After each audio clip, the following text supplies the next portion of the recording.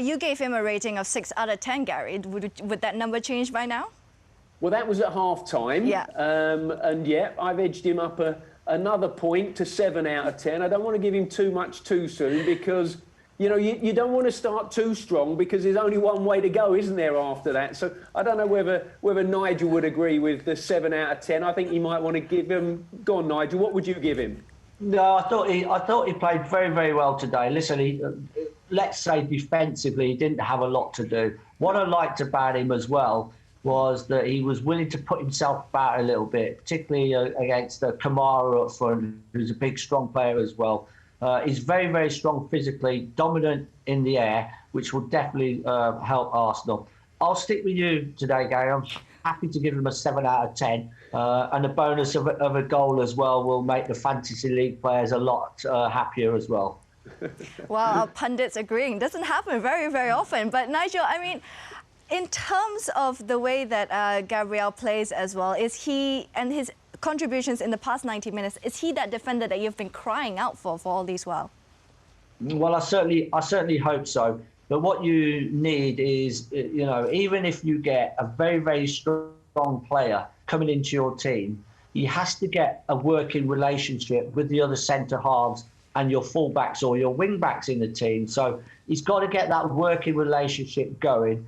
It worked pretty well today. We just had the one mistake, which actually I didn't blame him for. I put down to a lack of communication by Leno as well. But as I say, the bits that he had to do today defensively, he looked very, very strong and commanding. And what I liked about him was he was trying to also, when he got a free possession of the ball, he was trying to make those quick passes to dissect the midfield, which then allowed Arsenal to get on the front foot a lot quicker. So it was a good performance from him, but he's going to have a lot of tougher games ahead of him than the Fulham game today.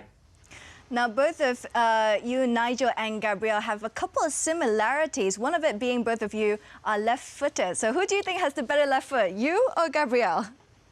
Oh, me for sure. I mean, and also as well, I mean, I played for 13 years at Arsenal. Listen, if he stays there for 13 years, then I'll give him the credit that he's due. But I'm not going to make it that easy for him. I want to see him being a winner at Arsenal. I want to see him lifting more trophies with this team.